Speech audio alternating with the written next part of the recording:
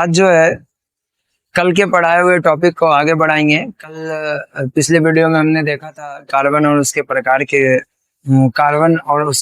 के जो चैप्टर थे उसके कुछ महत्वपूर्ण पहलू को समझे थे। कार्बनिक यौगिक के बारे में जाने थे, उसके कुछ महत्व, जीवन शक्ति सिद्धांत के बारे में पढ़े थे। आज उससे कुछ आगे बढ़ेंगे। अगर आपने उस वीडियो को नहीं देखा तो पीछे जा करके आप लोग जरूर देख ले। क्या आते हैं यहाँ पर, कहता है कि कार्बन की कुछ अपरूप है। कार्बन के मुख्यतः 3 अपरूप माने जाते हैं। ऐसे तो बहुत सारे हैं लेकिन मुख्यतः 3 माने जाते हैं, जिसमें से पहला आता है आपका हीरा। क्या? हीरा कार्बन से बना हुआ है, लेकिन ये कार्बनिक यौगिक का सबसे कठोरतम पदार्थ माना जाता है। अभी तक में हमारे विश्व में सबसे कठोरतम पदार्थ हीरा को ही माना जाता है। और क्यों माना जाता है? तो उसका मुख्य कारण है कि ये आपका, मान लीजिए ये आपका क्या है, कार्बन है। एक कार्बन पर 4 बॉन्ड बनता है और चारों बॉन्ड पर क्या आ रहा है? कार्बन ही कार्बन आ रहा है। एक बॉन्ड भी खाली नहीं आता इसका। एक कार्बन पर 4 बॉन्ड बन रहा और चारों सहसंयोजक आबंध बना करके अपने आप में एक कठोर रूप प्रदान कर रहा है। तो कार्बन, हीरा का जो निर्माण है कार्बन से ही होता है और ये सबसे कठोरतम पदार्थ होता है। ठीक है। इसके बाद हम आते हैं किसमें? ग्रेफाइट में। ग्रेफाइट भी कार्बनिक यौगिक का एक अपरूप ही माना जाता है और अपरूप है ही। इसमें होता क्या कि एक मधुमक्खी के छत्ते नुमा बना होता है, हेक्सागोनल स्ट्रक्चर बनाता है।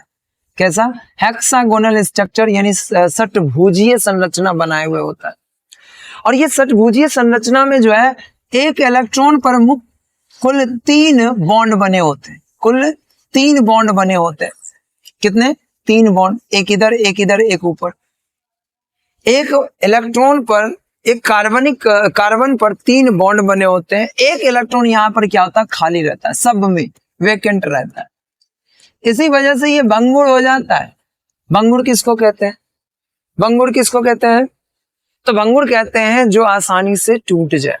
आपको पता है कि कार्बन अधातु है और कार्बन अधातु होने की वजह से ये क्या होता है? आसानी से चूर चूर हो जाता है। गिराएंगे, पेंसिल देखें, पेंसिल का नोक देखिएगा, वो ब्लैक कलर का जो होता है वही है आपका ग्रेफाइट। उसको आप हल्का सा ऐसे करिएगा, टूट जाए। तो ये जो ग्रेफाइट है, ये ग्रेफाइट बहुत ज्यादा भंगुर होता है, हीरा की अपेक्षा तो पूरा ही। इसमें एक और गुण पाया जाता है। गुण क्या है? तो ये विद्युत का सुचालक भी होता है। विद्युत का सुचालक होता है। विद्युत और ऊष्मा दोनों का सुचालक होता क्या है कि जब इलेक्ट्रिसिटी इसमें डाला जाता है तो ये इलेक्ट्रॉन आगे की ओर गति करना शुरू करता है और आगे इलेक्ट्रिसिटी फॉलो करवा देता है। इलेक्ट्रिसिटी आगे फॉलो करने लगता है। फिर आते हैं ये, उसके बाद नया अपरूप आया था, क्या? बकमिश्र फ्लोरीन द्वारा दिया गया संरचना था। इसको कहते हैं फ्लोरीन भी, क्या करके हम इसको पुकारते हैं, फ्लोरीन बोलते। और इसका निर्माण जो होता है ना, ग्रेफाइट से ही होता है। ग्रेफाइट को इवेपोरेट किया जाता है, पहले इसको वेपर बनाया जाता है और वेपर बनाने के बाद इसको क्या किया जाता है? एकत्र किया जाता है, संघनित किया जाता है। और जब संघनित, उसी ग्रेफाइट के वेपर को संघनित करने के बाद जो होता है ना, ये इस फुटबॉल लाइक स्ट्रक्चर बना लेता है। कैसा? फुटबॉल लाइक स्ट्रक्चर कुछ इस प्रकार से। फुटबॉल में भी देखे होंगे आप लोग, बीच में होता है पेंटागन और 4 बगल से क्या रहता है? इसका हेक्सागन, कुछ इस प्रकार से देखने को मिलता है। ऐसे करके पेंटागन के चारों किनारे क्या रहेगा? हेक्सागन का स्ट्रक्चर बना हुआ दिखता है। ठीक उसी प्रकार से ये कार्बन का मात्रा इसमें कितना होता है? कार्बन 60 और कार्बन 70 दोनों रहता है।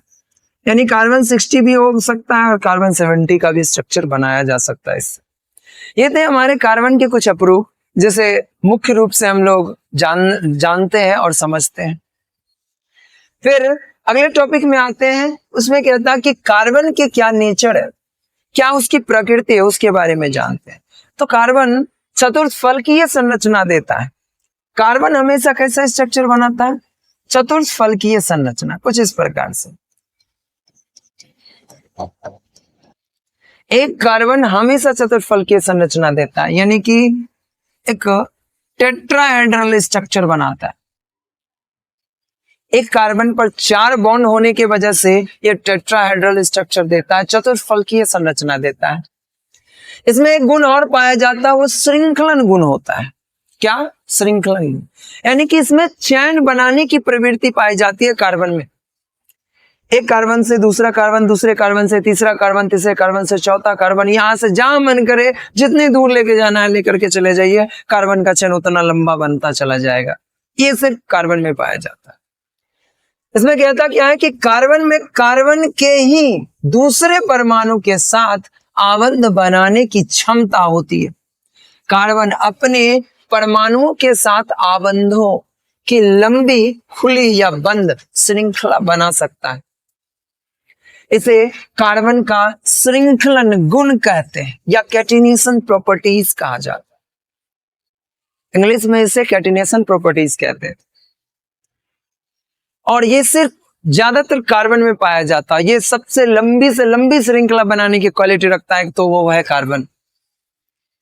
और एकदम एग्जैक्ट सही क्वालिटी का है ये कार्बन आपका। और ये कह सकते हैं आपकी कार्बन का स्ट्रक्चर जो बनता है वो सबसे लंबा बनाया जा सकता है। और किसी में ऐसी क्वालिटी नहीं होगा कि सबसे लंबा कार्बन का चेन बन जाए या लंबा से लंबा परमाणुओं का स्ट्रक्चर बन जाए।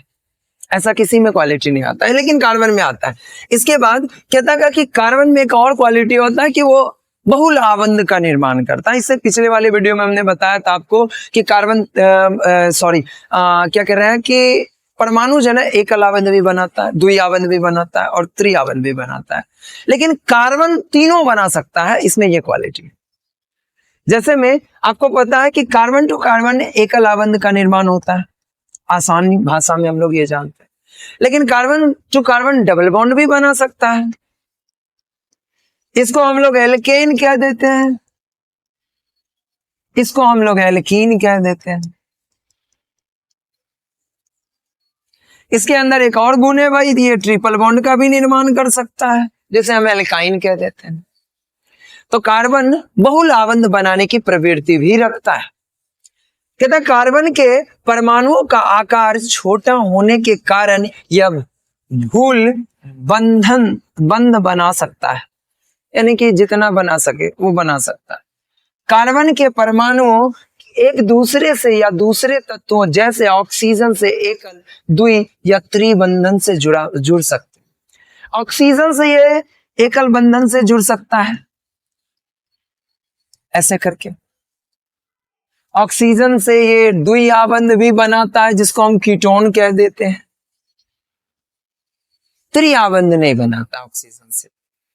कार्बन टू कार्बन त्रिआबंध बनता है। जैसे आपको नाइट्रोजन है ना, नाइट्रोजन ट्रिपल बॉन्ड का निर्माण करता है, नाइट्रोजन टू नाइट्रोजन। और नाइट्रोजन ट्रिपल बॉन्ड का निर्माण करता है कार्बन के साथ भी, ये भी स्ट्रक्चर बनाता है। तो ये बहुल आबंध बनाने की प्रवृत्ति रखता है कौन? हमारा कार्बन। ठीक है, फिर आगे बढ़ते हैं। इसमें एक और गुण पाया जाता है, वो कहता है चतुर्संयोजी इलेक्ट्रॉन। जैसे हमने पहले ही बात बता चुका कि कार्बन के अंदर ये चतुष्फलकीय संरचना बनाने की प्रवृत्ति है। वो एक कार्बन 4 बॉन्ड बनाता है और 4 बॉन्ड जो है चतुष्फलकीय यानी 4 फलक वाला बॉन्ड बनाता है कार्बन। ठीक है, आगे देखते हैं क्या कहता है। कह रहा कार्बन के संयोजकता 4 होते हैं, इसलिए ये चतुर्संयोजी है। इसके बाहरी कोश में 4 इलेक्ट्रॉन होते हैं। अपना कोष पूरा करने के लिए carbon oxygen, hydrogen, nitrogen, sulphur व क्लोरीन के साथ संयोजक बंधन बनाते हैं। एक कार्बन ले लिए भाई, इसके पास 4 बॉन्ड है, 4 बॉन्ड डाल भी लेते हैं हम लोग इसको। अब ये किसी ना किसी से तो अभिक्रिया करेगा। मान लो ये ऑक्सीजन से कर रहा हो, किससे? ऑक्सीजन से, तो यहाँ 2 बॉन्ड ले लो। अब ऑक्सीजन के पास भाई 6 इलेक्ट्रॉन है ना, कितने? 6 इलेक्ट्रॉन होता है। ये 2 इलेक्ट्रॉन आपस में साझा करता है।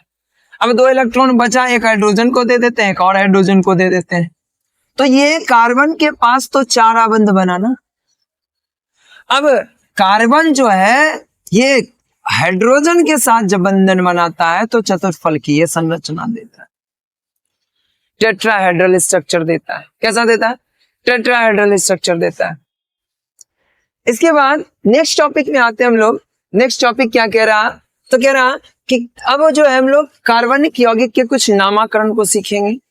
कार्बनिक यौगिक के नामकरण क्या में कुछ जो है, जैसे कार्बन को मान लीजिए कार्बन परमाणु की संख्या कुछ रखी जाए, जैसे कार्बन परमाणु की एक मात्रा है तो उसे हम लोग क्या कह देते हैं, मीथ कह देते हैं।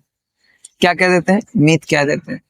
2 कार्बन का परमाणु है तो उसे ईथ कह देते हैं, 3 रहेगा तो प्रॉप कह देंगे, 4 रहेगा तो ब्यूट कह देते हैं, 5 रहता तो पेंट, 6 रहता है तो हेक्स, 7 रहता है तो हेप्ट, 8 रहता तो ऑक्ट, 9 रहता तो नॉन और 10 रहता तो डिग कह देते हैं।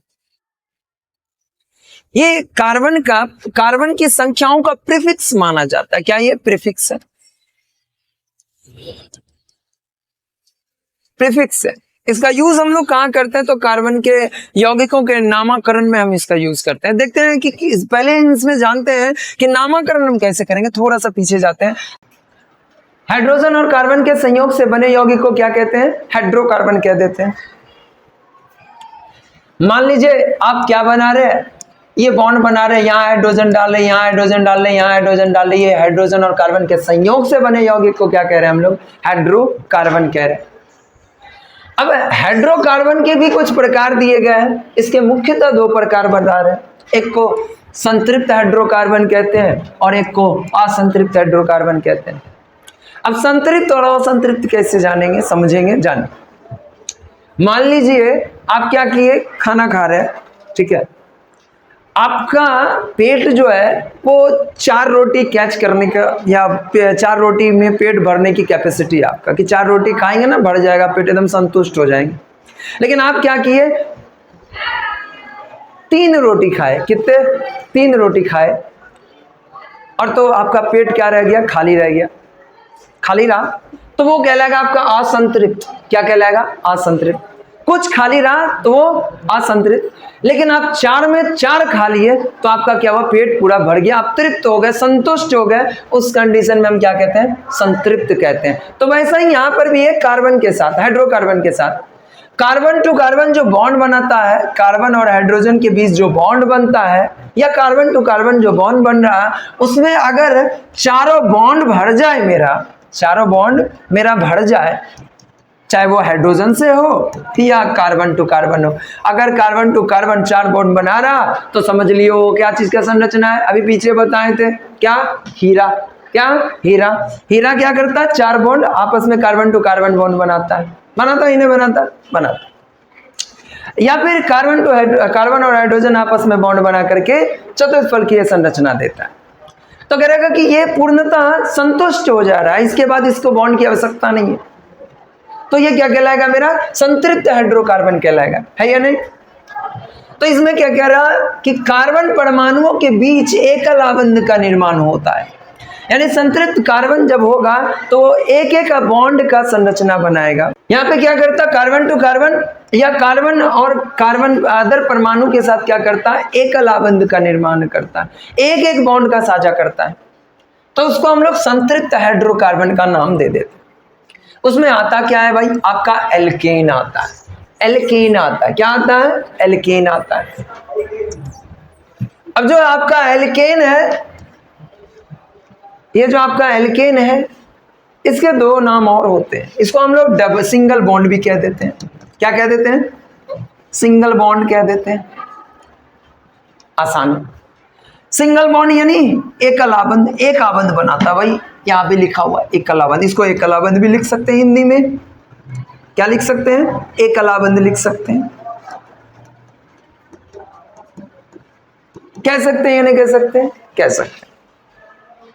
अब इसको हम एकल आबंध कह रहे हैं, साथ ही साथ इसका एक नाम और है, जानते हो क्या, इसको कहते हैं पैराफिन। क्या कह देते हैं, पैराफिन। याद रखना, ये एग्जाम में पूछता है, इसको याद रखने की बात है, क्योंकि ये एग्जाम में पूछ देता है, ऑब्जेक्टिव में आएगा कभी ना कभी। ये क्या होता है, पैराफिन होता है इसका नाम। अब आते हैं असंतृप्त हाइड्रोकार्बन में। हमने कहा कि भाई अभी हम जो है ना 4 रोटी खाने की हमारे अंदर कैपेसिटी है और हम खा कितने रहे, 3 ही रोटी खा रहे हैं। अभी खाली है हमारा जगह, पेट का जगह खाली है, यानी अभी क्या है, हम असंतृप्त हैं, तृप्त नहीं हुए अभी। तो वैसा कौन है, तो उसमें 2 आ रहा है। कौन कौन, एक आ रहा है का द्विआबंध और एक आ रहा है त्रिआबंध। इसको हम लोग एल्कीन के नाम से जानते हैं और इसको हम लोग एल्काइन के नाम से जानते हैं। द्विआबंध और त्रिआबंध को हम लोग एल्कीन और एल्काइन के नाम से जानते हैं। आते हैं द्विआबंध में। ये क्या करता, आपस में carbon to carbon double bond का निर्माण करता है। क्या करता, डबल बॉन्ड का निर्माण करता है। दो दो इलेक्ट्रॉन का साझा कर लेता है। कितने इलेक्ट्रॉन का, दो दो इलेक्ट्रॉन का साझा करके आबंध का निर्माण करता है। ऐसा नहीं कह रहे कि सब कार्बन पर डबल बॉन्ड का निर्माण करता है, ऐसा नहीं कह रहे, ये कहेंगे तो गलत, ठीक है। एक कार्बन टू कार्बन ये क्या करता है, डबल बॉन्ड बना लेता, बाकी सब में सिंगल रखता है, ऐसा करता है। इसको हम लोग क्या कहते हैं भाई, थोड़ा सा तो अभी तृप्ति बाकी है, तभी तो ये क्या किया भाई, चलो ठीक है आधा आधा बांट लो। कार्बन टू कार्बन क्या करता है, आधा आधा बांट लेता है और द्विआबंध का निर्माण कर देता है।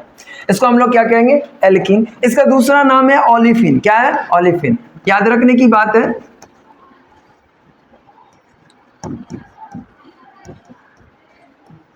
क्या, ओलिफिन एकदम महत्वपूर्ण है, इसको याद रखिएगा, एग्जाम में पूछ लेता है। इसका सूत्र भी होता है, जैसे एल्केन का भी सूत्र है। एल्केन के बारे में हमने चर्चा नहीं किया था, और ये एग्जाम में ऑब्जेक्टिव में पूछ ही लेता है, अक्सर पूछ लेता है। बिहार बोर्ड के बच्चे जरा इस बात को ध्यान से सुने, ये जो है ना आपका सामान्य सूत्र, इसको याद रखना है, आपको ऑब्जेक्टिव में पूछता है। यहाँ तक कि +2 के भी बच्चे अगर इसको ध्यान रखे तो बहुत अच्छी बात है, क्योंकि केमिस्ट्री बहुत विचित्र चीज है, आता ही आता है। इसमें सूत्र क्या है, CnH2n+2।